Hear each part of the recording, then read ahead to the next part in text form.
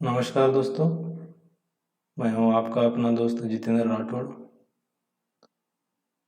तो आज का वीडियो बनाने से पहले हम कल के जो हमने स्टॉक्स दिए थे आपको उसके थोड़ा रिव्यूज़ कर लेते हैं। ठीक है, हमने निफ्टी 50 के पूरे 50 स्टॉक्स के ऊपर रिकमेंडेशंस दिया था, तो उसमें से 5-10 स्टॉक हम चेक कर लेते हैं।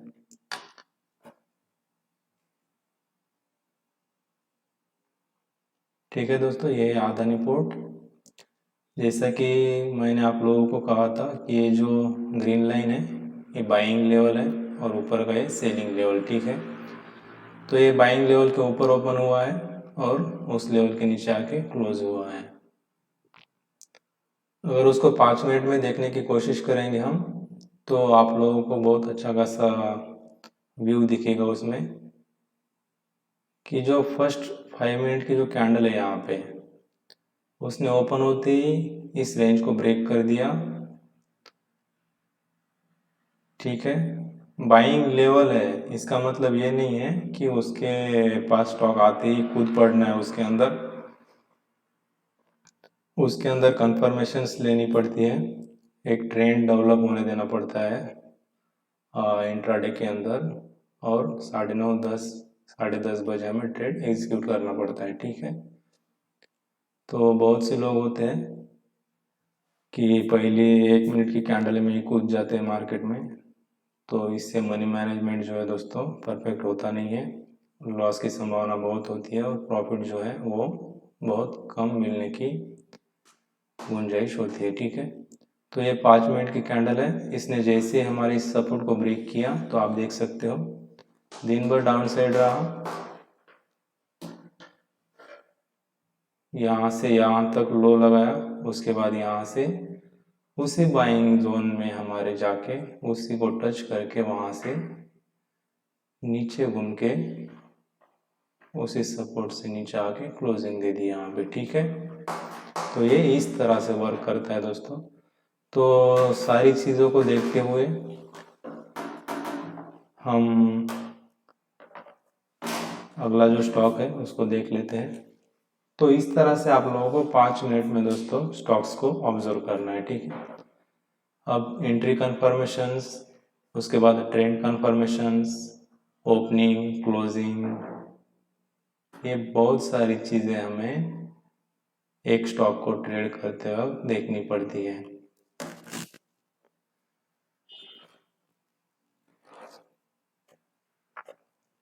तो अगला स्टॉक ले लेते हैं दोस्तों, एशियन पेंट।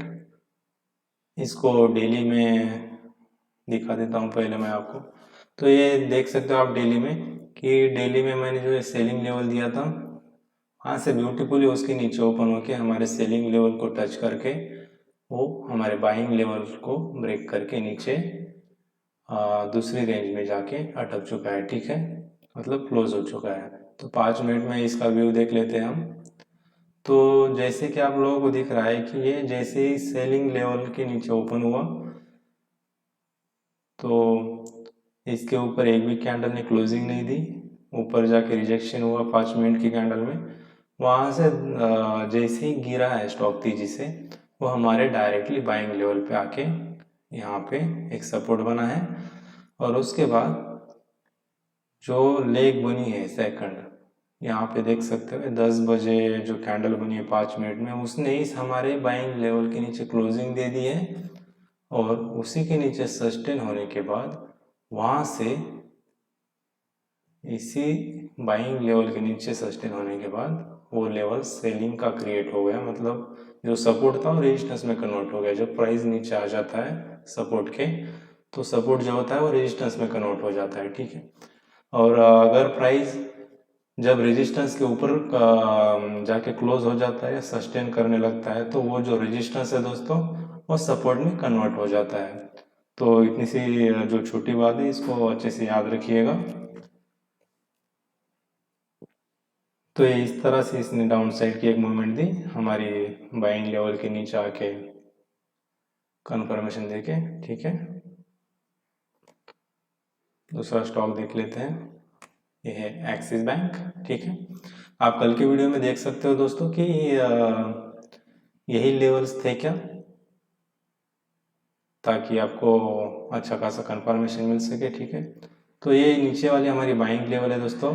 अब इतना बड़ा रिजेक्शन नीचे से क्यों आता है, क्योंकि नीचे कोई एक बहुत बड़ा सपोर्ट होता है, या फिर मैंने जो है सपोर्ट दिया है उसके ऊपर ओपनिंग हुई है। ठीक है, मतलब ओपनिंग फंडामेंटली जो है स्ट्रांग है, इसीलिए नीचे जाके इतना तेजी से ऊपर आके वो इसी लेवल के अंदर जाके क्लोज हो चुका है। ठीक है, एक्सिस बैंक।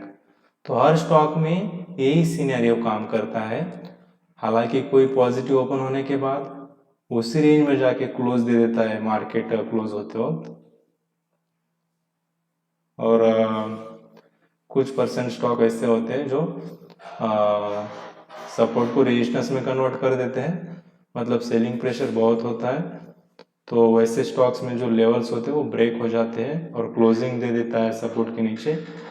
हमें उस स्टॉक के ऊपर दूसरे दिन नज़र रखनी पड़ती है। ठीक है, वो हमारे वॉच लिस्ट में आ जाता है जब कोई भी स्टॉक एक सपोर्ट को ब्रेक करके नीचे क्लोजिंग देता है।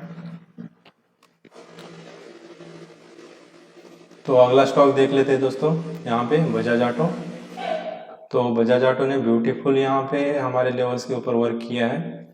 ठीक है, ये सेलिंग लेवल है ऊपर वाला, एग्जैक्ट उसी के सेलिंग लेवल के पास ही ओपन हुआ है, और वहां से बाइंग लेवल पे जाके सीधा एग्जैक्ट उसी बाइंग लेवल पे जाके रुक गया है। ठीक है, आप 5 मिनट में भी इसे देख सकते हो। उसके बाद देख लेते हैं दोस्तों, हमारे स्टॉक्स के अंदर हमने जो लेवल्स दिए थे, टॉप गेनर लूजर जो होते हैं एनएससी की वेबसाइट पे, और टॉप गेनर लूजर में से हमारा जो स्टॉक है निफ्टी 50 में से हमने जो लेवल्स दिए थे पूरे स्टॉक्स में, तो उन लेवल के बेस पे टॉप गेनर लूजर कौन कौन से स्टॉक्स बने हैं वो देख लेते हैं हम। अभी जो निफ्टी के मैंने आप लोगों को यहाँ पे ये 4-5 स्टॉक दिखाया है, तो वक्त बर्बाद ना करते हुए यहाँ पे हमें कल के लिए वीडियो बनाना है। कल के लिए दोस्तों मैंने एक वॉच लिस्ट बना ली है, जिस स्टॉक में मैं नज़र रखने वाला हूँ उसी स्टॉक्स के ऊपर मैं आपको कल के रिकमेंडेशन दूंगा और उन्हीं के ऊपर हम चर्चा करेंगे। ठीक है, तो ये आज का है दोस्तों टॉप गेनर। ठीक है, एनईसी की वेबसाइट है, निफ्टी 50 गेनर एंड लूजर।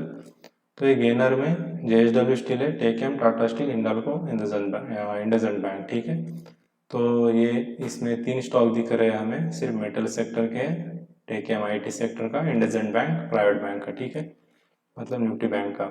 उसके बाद लूजर में दिख रहा है दोस्तों में डिवीज लैब, बजाज फिनसर्व, गेल, बजाज फाइनेंस, हीरो मोटोकॉर्प। ठीक है, तो हम देख लेते हैं जेएसडब्ल्यू स्टील।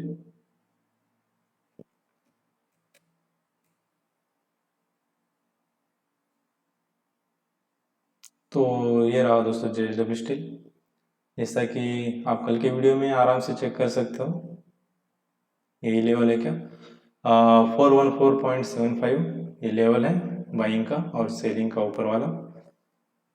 तो जैसे ही बजाज मतलब सॉरी जेएसडब्ल्यू स्टील खुला है, ओपनिंग हुई है उसकी, आप देख सकते हो कितना ब्यूटीफुली हमारे लेवल के ऊपर टकराने के बाद उसने पूरा दिन का मूवमेंट जो है दोस्तों, मार्केट दोपहर तक 1 बजे तक डाउनफॉल में रहने के बाद भी 1-2 बजे तक ये अपने मस्त मजे में एक अप ट्रेंड में चलता रहा दोस्तों जेएसडब्ल्यू स्टील। ठीक है, तो हमने जो लेवल दिया था वो लेवल उसके लिए बहुत मैटर किया, उस मतलब बड़ा रिस्पेक्ट दिया उस लेवल को जेएसडब्ल्यू स्टील ने, और वहाँ से उसने अप साइड की मूवमेंट देके हमारे सेलिंग लेवल के ऊपर जाके उसको बाइंग लेवल में कन्वर्ट कर दिया। ठीक है, तो अब ये हमारे लिए सपोर्ट बन चुका है, पहले रेजिस्टेंस था अब वो सपोर्ट में कन्वर्ट हो चुका है। क्यों, क्योंकि प्राइस उसके ऊपर जाके क्लोज हो चुका है। ठीक है, तो दूसरा दूसरा स्टॉक देख लेते हैं दोस्तों, टेकएम।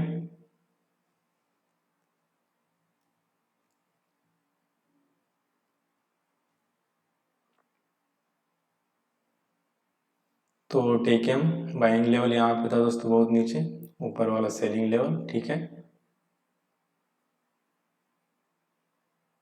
तो जैसे कि सेलिंग लेवल के नीचे नियर अबाउट ओपन हुआ है, उसके बाद 5 मिनट में आप देख सकते हो उस लेवल को 10:15 की कैंडल में ऊपर ब्रेक करने के बाद नीचे आके हमारे लेवल के ऊपर ही सस्टेन रहा है दोस्तों ब्यूटीफुली, ठीक है। और उसी लेवल के ऊपर सस्टेन रहने के बाद दिन में आके उसने पॉजिटिव क्लोजिंग दे दी है, ठीक है।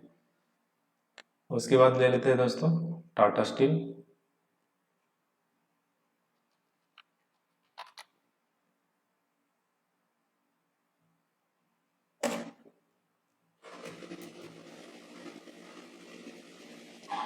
तो ये टाटा स्टील रहा दोस्तों, हमने इसमें सेलिंग के लिए 2 लेवल्स दिए थे, बाइंग के लिए 2 लेवल्स दिए थे। तो इसको ऑब्जर्व कर लेते हैं 5 मिनट में। तो देख सकते हो दोस्तों कितना ब्यूटीफुल वर्क किया है इसने आज, ठीक है। हमने जो बाइंग लेवल दिया था उसके नीचे बिल्कुल भी नहीं गिर पाया और कितने ब्यूटीफुल लेग्स बनाते हुए वो हमारे टारगेट तक पहुंच चुका है, ठीक है, एक ही दिन में। तो ये बहुत बड़ा टारगेट होता है दोस्तों। 716 से लेके 735 तक रन हुआ है वो। जैसा कि दूसरा स्टॉक देख लेते हैं, ठीक है। ये ऊपर के गेनर के 3 स्टॉक ले लिए हमने। अभी डिवीज लैब को देख लेते हैं एक बार।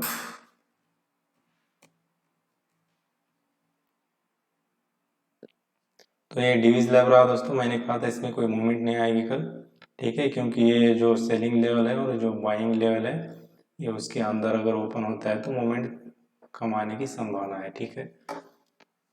तो इस मूवमेंट आने का भी रीज़न है निफ्टी निफ्टी फार्मा सेक्टर जो है दोस्तों वो बहुत तेज़ी से गिरा था ओपन होने के बाद। उसकी वजह से डिवीज लैबोरेटरी जो है फार्मा सेक्टर का स्टॉक है उसको अपने सेक्टर के साथ परफॉर्म करना पड़ा, ठीक है। तो 5 मिनट में देख सकते हो जैसे ही 9:35 की जो कैंडल है नीचे क्लोजिंग हुई, उसके बाद एक भी कैंडल ने ऊपर जाके क्लोजिंग नहीं दी उस लेवल के। ये जो कैंडल है 9:50 की, इस कैंडल ने गैप अप ओपन हुआ और फिर उसी लेवल के नीचे आके क्लोजिंग दे दी।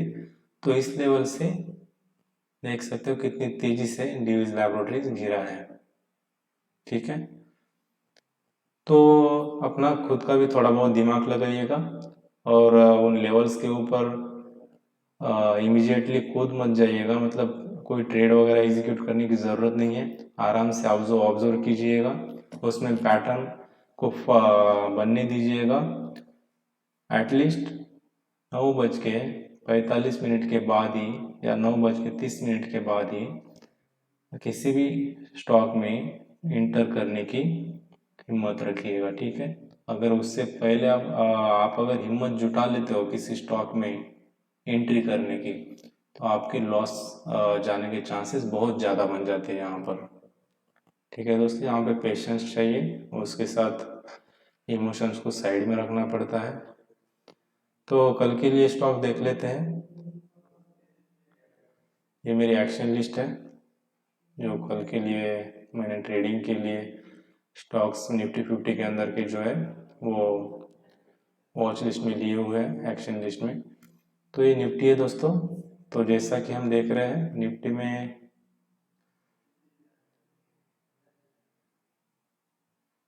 अभी निफ्टी ने हमें एक जो ट्रेंड था दोस्तों एक बाइंग का, उस ट्रेंड से हमें कंफ्यूज कर दिया है, ठीक है।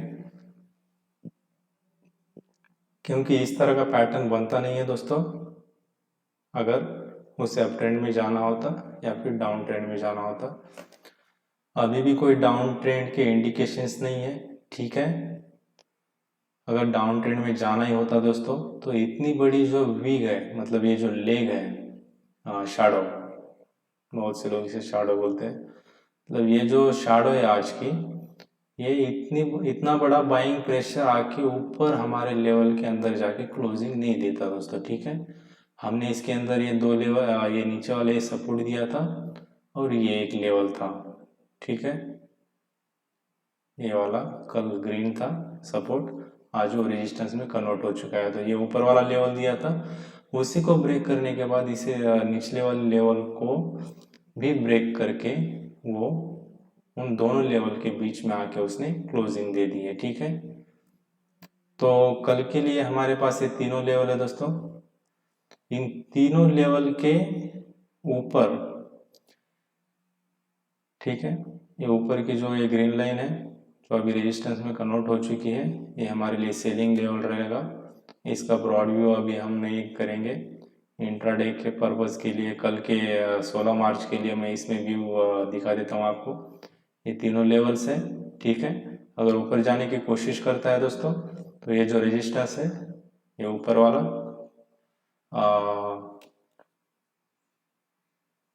15,092 वाला, तो ये लेवल बहुत मैटर करेगा। इसके ऊपर जाके अगर क्लोजिंग होती है तो फिर एक अप साइड में मूवमेंट देखने को मिल सकती है, ठीक है।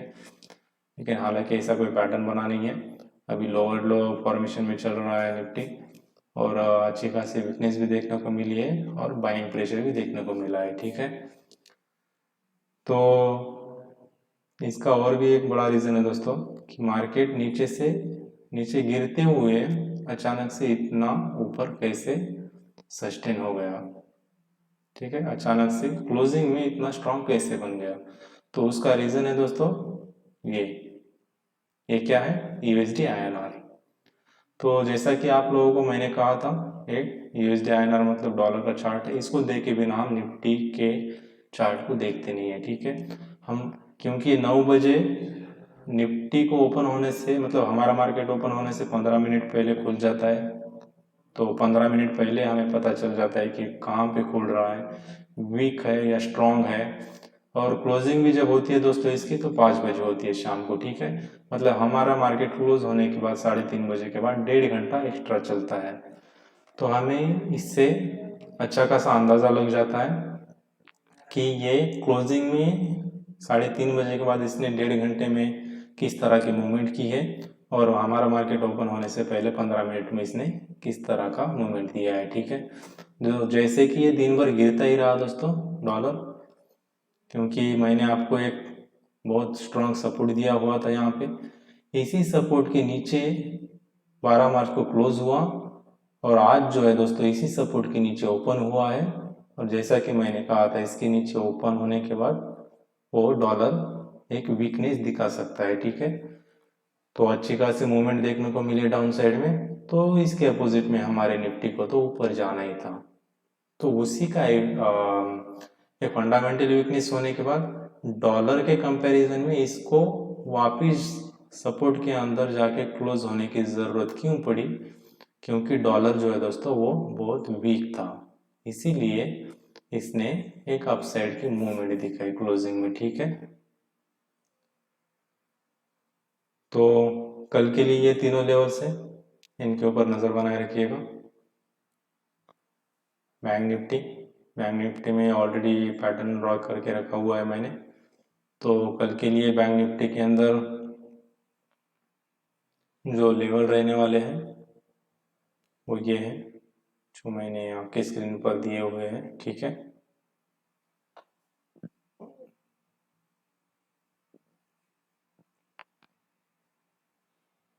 ये सपोर्ट हटा देता हूँ नीचे वाला फिलहाल, तो ये वाला सपोर्ट है हमारे पास फिलहाल।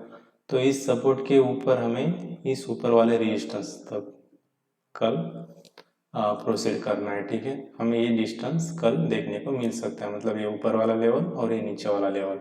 अगर इस नीचे वाले लेवल के पास खुलता है तो इस लेवल से इस लेवल तक जा सकता है, इस ऊपर वाली रेड लाइन तक, या फिर इस रेड लाइन तक जाके वहाँ से भी नीचे घूमने की कोशिश कर सकता है, या फिर इससे ऊपर जाके अगर क्लोजिंग देता है तो हमें 5 मिनट में पता चल ही जाएगा कि जो एक माइक्रो ट्रेंड होता है, माइक्रो ट्रेंड जो छोटे टाइम फ्रेम्स होते हैं उसके अंदर हमें एक ट्रेंड अच्छा खासा इंडिकेट कर देता है कि ये किस दिशा में जाके क्लोजिंग दे रहा है या फिर किस दिशा में जाने की कोशिश कर रहा है, ठीक है। तो फटाफट अब स्टॉक देख लेते हैं। ये JSW स्टील है दोस्तों, जैसा कि इसको मैंने वॉच लिस्ट में एक्शन लिस्ट में लिया हुआ है कल को ट्रेड करने के लिए, ठीक है।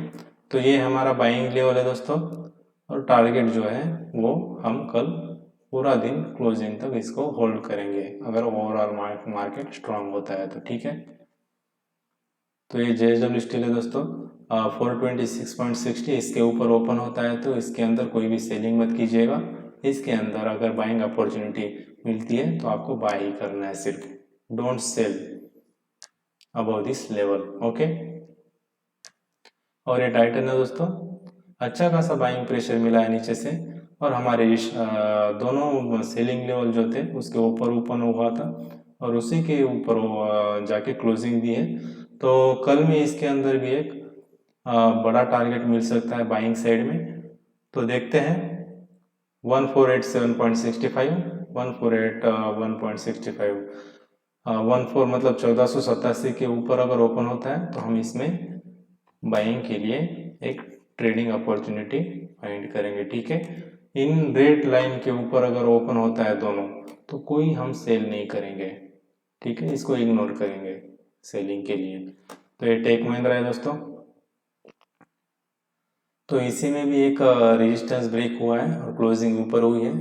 तो इसमें भी हम ये जो हमारा रेजिस्टेंस है वो अभी सपोर्ट में कन्वर्ट हो चुका है। ठीक है, तो इस सपोर्ट से ऊपर अगर ओपन होता है तो इसमें हम बाइंग करेंगे, कोई सेल नहीं करेगा उसमें। ठीक है, और जैसा कि देख सकते हो स्टेट बैंक ऑफ इंडिया, अगर ये जो रेजिस्टेंस है दोस्तों सेलिंग लेवल, इस सेलिंग लेवल के ऊपर अगर जाने की कोशिश करता है या फिर इस सेलिंग लेवल के ऊपर ओपन होता है state bank of India SBIN, तो ही हम इसके अंदर बाइंग के लिए जाएंगे।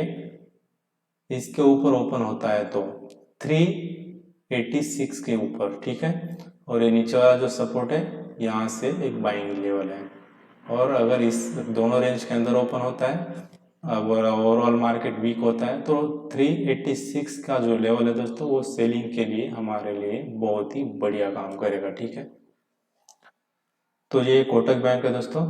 ठीक है, ये ऊपर का सेलिंग लेवल है, ये नीचे का बाइंग लेवल है।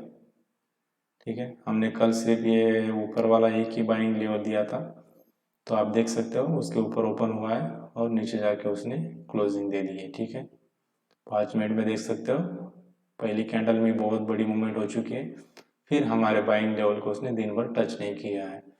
अगर हमारे बाइंग लेवल के ऊपर ओपन हो जाता है दोस्तों, ये जो ऊपर वाली लेवल है, ठीक है, ये जो ग्रीन लाइन है इसके ऊपर अगर ओपन हो जाता है तो हम इसमें एक बाइंग अपॉर्चुनिटी ढूंढने की कोशिश करेंगे। ठीक है, तो जैसा कि आप लोगों को दिख रहा है स्क्रीन के ऊपर, हमारे पास एक एक्स्ट्रा लेवल बन चुकी है इसमें, जो ये नीचे वाले दो ग्रीन लाइन से दोस्तों, इन दोनों ग्रीन लाइन के ऊपर बीच में कहीं पर भी ओपन होता है तो हम इसके अंदर एक बाइंग अपॉर्चुनिटी फाइंड करेंगे, और हमारा first target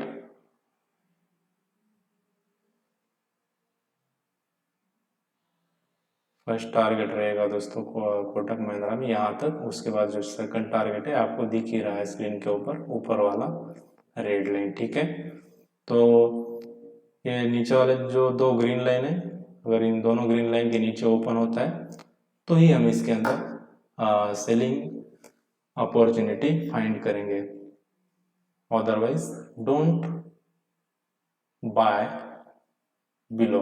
okay, and don't sell on this green levels above. तो मारुति सुजुकी दोस्तों देख सकते हो आप लेवल। ठीक है, आज नया लेवल यहाँ पे क्रिएट हुआ है, तो ये ऊपर का जो सेलिंग लेवल है वो तो बहुत दूर है, इसलिए वो डिस्टेंस यहाँ पे हमें देखने को नहीं मिला है, मतलब उन दोनों रेंज को टकराते हुए। तो नीचे का जो बाइंग लेवल दिया था दोस्तों वो यही है जहाँ पे हमने सपोर्ट ड्रॉ किया हुआ है। तो इस सपोर्ट के ऊपर अगर ओपन होता है तो हम इसके अंदर एक बाइंग अपॉर्चुनिटी फाइंड करेंगे। ठीक है, अगर इस सपोर्ट के नीचे क्लोज ओपनिंग होती है तो ही हम इसके अंदर सेल करेंगे, अदरवाइज इस ग्रीन लाइन के इस बाइंग लेवल के ऊपर अगर ओपन होता है मारुति सुजुकी तो हम इसके अंदर डोंट सेल अबव। ओके, सिर्फ बाइंग। रिलायंस इंडस्ट्रीज देख सकते हो लगातार 3 दिनों से अच्छा खासा गिर रहा है, तो इसके अंदर जो सपोर्ट मिला है हमें दोस्तों, जो हमने ये नीचे ड्रॉ करके रखा हुआ है, तो इस सपोर्ट के ऊपर अगर ओपन होता है तो इसमें भी अच्छा खासा हमें कल एक अपसाइड का मूवमेंट देखने को मिल सकता है। ठीक है, तो इसके ऊपर नज़र बनाए रखिएगा। ये SBI लाइफ इंश्योरेंस, ठीक है, फाइनेंशियल उसका स्टॉक है। तो जैसा कि ऊपर के दोनों लेवल के बीच में ओपन हुआ है, नीचे सपोर्ट के पास आया है और उसी सपोर्ट से ऊपर जाके उसने क्लोजिंग दे दी है, ठीक है, देख सकते हो हमारे लेवल के ऊपर ही सस्टेन होके ऊपर ब्रेक हुआ है और ऊपर जाके क्लोजिंग दे दी है, ठीक है। तो कल के लिए इसके अंदर ये ऊपर के दोनों लेवल से, ठीक है, ये जो रेजिस्टेंस है वो सपोर्ट में कन्वर्ट हो चुका है। तो ये बाइंग लेवल रहेगा नीचे वाला, ये बीच वाली ग्रीन लाइन, और ये ऊपर का टारगेट मतलब सेलिंग लेवल, ठीक है। अगर इन दोनों ग्रीन लाइन के बीच में ओपन होता है तो इग्नोर कीजिएगा बाय और सेल करने में। तो ये सीरीज सीमेंट रहा दोस्तों। अगर इस ग्रीन लाइन के नीचे ओपन होता है तो सेल कीजिएगा, otherwise don't sell above, okay. इस ग्रीन लाइन के ऊपर ओपन होता है तो हमें सिर्फ और सिर्फ बाइंग ही करनी है। TCS, टाटा कंसल्टेंसी सर्विस, ठीक है। तो इन ऊपर वाले सेलिंग लेवल के नीचे ओपन हुआ है और ऊपर वाली सेलिंग लेवल पे जाके टकरा के नीचे आके क्लोज हुआ है, ठीक है। तो नीचे वाला जो टारगेट है दोस्तों, अगर ये कल इस रेड लाइन के नीचे ओपन होता है, कौन सी, ये जो बीच वाली रेड लाइन है नीचे वाली 3064, ठीक है, 3064 के नीचे अगर ओपन होता है तो ये ग्रीन लाइन तक का इसमें हमारा टारगेट रहेगा, बहुत बड़ा टारगेट रहेगा इसमें सेलिंग के लिए। और अगर इस बीच में दोनों रेड लाइन के बीच में अगर ओपन हो जाता है तो थोड़ा मुश्किल है सेल करना, उसके अंदर हमें बाइंग अपॉर्चुनिटी ढूंढने की कोशिश करनी पड़ेगी, ठीक है। लेकिन हमें सेक्टर को देखते रहना पड़ेगा, सेक्टर को भी ऑब्जर्व करना पड़ेगा, तभी जाके हम उसके अंदर एक अच्छी खासी बाइंग अपॉर्चुनिटी ढूंढ सकते हैं। तो ये UPL रहा दोस्तों, ठीक है। अगर ये ग्रीन लाइन जो है 614.10, ठीक है, इसके नीचे अगर ओपन होता है तो ये सेल करेंगे, अदरवाइज इसके ऊपर अगर ओपन होता है तो ये ऊपर तक का टारगेट रहेगा रेड लाइन, और शायद उसके ऊपर जाके भी क्लोजिंग दे सकता है। और अगर हाफ एन आवर के बाद मतलब आफ्टरनून के बाद अगर मार्केट अप ट्रेंड में रहा और मतलब आफ्टरनून तक मार्केट अगर दोपहर तक अप ट्रेंड में रहा और उसके बाद अगर ट्रेंड चेंज हो गया तो ये सेलिंग लेवल बन सकता है, मतलब नीचे से इस सेलिंग लेवल तक जाएगा, वहाँ से फिर से ये ग्रीन लेवल तक नीचे आएगा बाइंग लेवल तक, ठीक है। तो इसमें भी नज़र बनाए रखिएगा। आज कोई 50 स्टॉक नहीं है हमारे पास, हमने तकरीबन एक 13 से 14 स्टॉक निकाले हुए हैं यहाँ पे ट्रेडिंग के लिए, ठीक है। हम इन्हीं के अंदर कल ट्रेडिंग करेंगे, मतलब इन्हीं में से एक दो स्टॉक्स के अंदर, पूरे स्टॉक्स के अंदर नहीं, क्योंकि हर स्टॉक्स में हमें ट्रेड कन्फर्मेशंस मतलब एंट्री कन्फर्मेशंस, ट्रेड कन्फर्मेशंस मिलता नहीं है, ठीक है। पहले 5 मिनट में पूरी मूवमेंट हो जाती है बहुत से स्टॉक्स के अंदर, तो उसका भी ख्याल रखते हुए हमें यहाँ पे उन स्टॉक्स के ऊपर नज़र बनाए रखना पड़ता है। तो ये अल्ट्राटेक सीमेंट है दोस्तों, जैसा कि कल के लेवल मैंने दिए हुए हैं, इसमें कोई चेंजेस नहीं हुआ है, ऊपर का सेलिंग लेवल, नीचे का बाइंग लेवल, ठीक है। देख सकते हो कितना ब्यूटीफुली हमारे सेलिंग लेवल से नीचे ओपन होने के बाद बाइंग लेवल पे टकरा है और वहीं से 2 बजे के बाद घूम के ऊपर जाके क्लोजिंग दे दी, ठीक है। टारगेट भी हो और अच्छी खासी एंट्री भी मिली है। तो टाटा मोटर्स में नीचे की तरफ से हमारे जो सपोर्ट्स थे उन सपोर्ट से अच्छा खासा एक बाइंग प्रेशर मिला है। तो अगर इन दोनों बीच में जो ग्रीन लेवल दिए है दोस्तों, मतलब जो आप लोग स्क्रीन के ऊपर देख रहे हैं 316.73, 13.90, ठीक है, इन दोनों लेवल के ऊपर अगर ओपन होता है तो ये ऊपर वाला रेड लाइन हमारा टारगेट रहेगा, ठीक है। टाटा स्टील, ठीक है, क्लोजिंग सेलिंग लेवल के बीच में जाके हुई है, बाइंग लेवल के पास तो ओपन होगा नहीं इतना नीचे, ठीक है।